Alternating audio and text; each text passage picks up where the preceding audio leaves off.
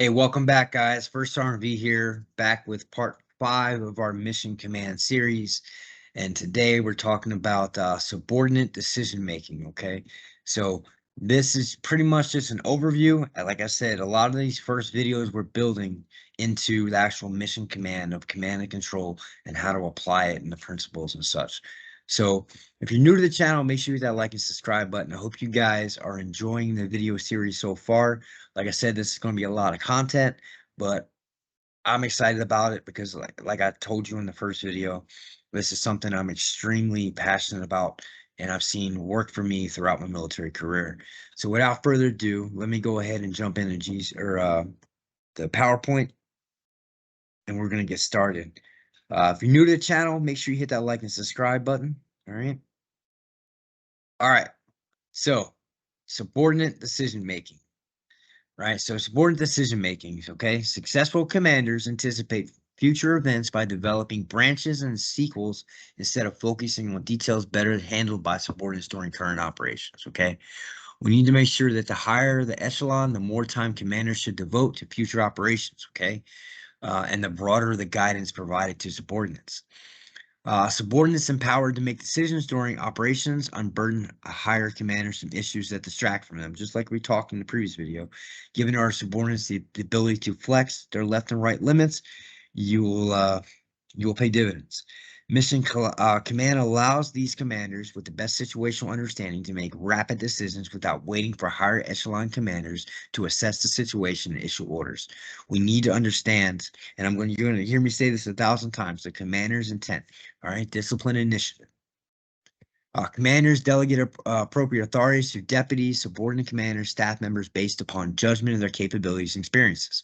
All right, so we're going to get a little bit further into it, but depending on if you have a new team member, someone that you've been with for a while, you're going to exercise their judgment and capabilities and flexibility of actual making decisions.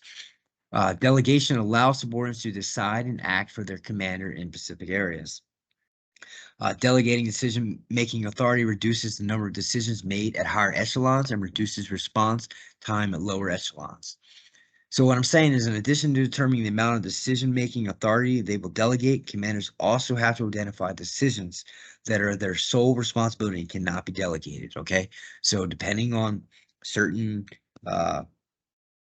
operations or certain conditions and variables that may be set, sometimes the commander cannot delegate the responsibility to subordinates. When delegating authorities to subordinates, commanders must strive to set necessary conditions for success, okay? You need to make sure you set your subordinates up for success. They do this by assessing and managing risk, okay? Taking risks is inherited at all levels. One thing I've learned is that you push authority down, you push risk up. You keep risk at your level, push authority down, empower your subordinates. Commanders and staff assess hazards and recommend controls to help mitigate risk or manage risk, okay? Risk, including ethical risk, should be identified and mitigated by the higher level commander to the greatest extent possible. There are two ways of mitigating risk, okay? By managing the number of tasks assigned to subordinates and by providing the appropriate resources to accomplish those tasks, okay? These resources include information, forces, material, time. All right, you're going to hear me say those in a few other videos, but information, forces, material, and time.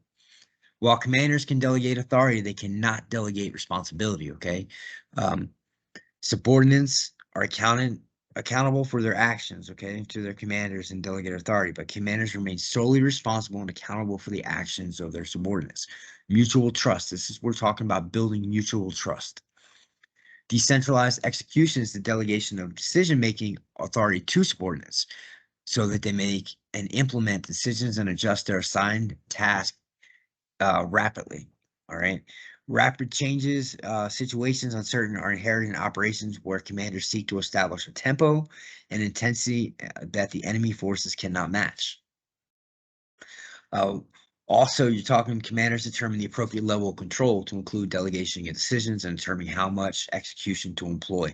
The level of application of control is consistently evolving and must be continuously assessed and adjusted to ensure the level of control is appropriate for the situation. Commanders should allow subordinates the greatest freedom of actions at the level of accepted risk in a particular situation. Okay, so risk acceptance. And we're going to talk about that once we get into some of the principles and stuff like that.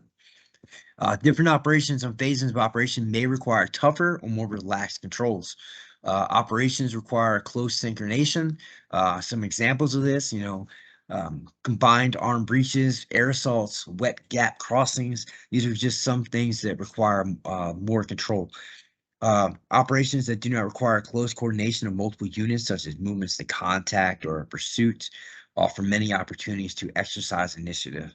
Um, these opportunities may be lost if too much emphasis is placed on detailed synchronization. Okay, so giving your subordinates the ability to be flexible, and once they know the intent and the objective, the end state, they're able to function a lot better. Even in a highly controlled operation, subordinates must still exercise initiative to address unexpected problems and achieve the commander's intent, okay? With existing orders no longer make sense.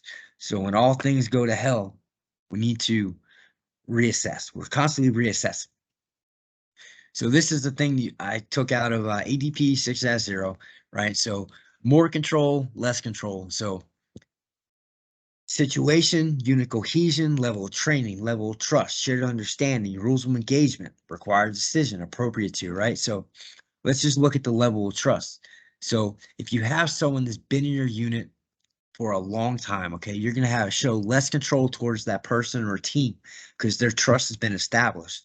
When you have a brand new platoon leader, platoon sergeant, you haven't built that trust yet, and you're still assessing them and trying to figure out their strengths, their weaknesses, if you can count on them, it's still in the being developed phase, all right? So I don't want to say that but like the level of trust is either established or not established because we're always trying to develop our leaders. So being developed is a great way of looking at that. Talk about shared understanding, like top-down explicit communications, right? You're going to show more control. Vertical, horizontal communication, you can show a little bit of less control. These are just some things, especially this one, unit cohesion, okay? So if you have an inexperienced team or a new team, you're going to show more controls to accomplish that task. If they've been here a while experienced, you're going to show less control. You're going to give them the ability to operate more freely. So commanders take enemy capabilities, reaction times into account when making decisions. Subordinates use their initiative to further their higher echelon commander's intent. Commanders accept risk to create and maintain conditions necessary to seize, retain, and exploit the initiative. All right, so remember those three words. We're going to keep talking about them as we go through this whole series. Seize, retain, and exploit the initiative. A good operational approach considers the balances of risk, uncertainty with the frictions and chances, okay? Plans and orders that have no tolerance for friction or deviation from how tasks might be accomplished are inherently higher risk than those that do. The mission command approach to command and control requires active participation, okay? At all times, at all levels, we need to be actively participating by personnel of all ranks and duty positions. Subordinate officers, non-commissioned officers, soldiers, all have important roles to exercise the mission and command. One thing that I try to do when we have a mission or we're going to the field or whatever it may be, I bring my leaders in, I explain to them what their role is, what their purpose is, where they fit in with the picture. And then from there, I say, go back to your soldiers and your junior leaders and tell them where their role is. Where do they fit in with this whole picture? All right. Give them purpose, direction, motivation. Commanders expect subordinates to exercise authority to further commander's intent when the changes in situation render, okay? So, or when communications are lost. Because mission command decentralizes decision making, okay, and grants subordinates significant freedom of action, it demands more of subordinates at all levels. You have to be invested, you have to be able to count on, okay, build that mutual trust. Commanders must train and educate subordinates so they demonstrate good judgment when exercising initiative, okay? Discipline initiative is a big part in this. They must embrace opportunities to assume responsibilities for achieving the commander's intent. All right. Subordinates do not wait for a breakdown in communication or a crisis situation to learn how to act with the commander's intent. All right. So as we train through garrison, we train as we're a road to war or path to war, whatever you want to call it. We have to be able to train in those stressful situations to counteract and learn how to act in those certain situations. Subordinates look for every opportunity to demonstrate and exercise initiative. To the greatest extent possible, they report what is intended to do, and they execute unless their commander specifically denies them permission. Subordinate realizes their commander will support their sound decisions. Their trust increases and they become more willing to be or to exercise initiative. As commanders see subordinates perform in uncertain situations, they gain trust in their subordinates' judgment and ability. It's all about building trust in teams. So I hope this video was helpful. Make sure you guys stay tuned for part 6. Like I said, if you're new to the channel, make sure you hit that like and subscribe button. Hit that bell, turn on for when I post the new mission command videos. As always, go Ordnance. I really hope you guys are enjoying the series so far.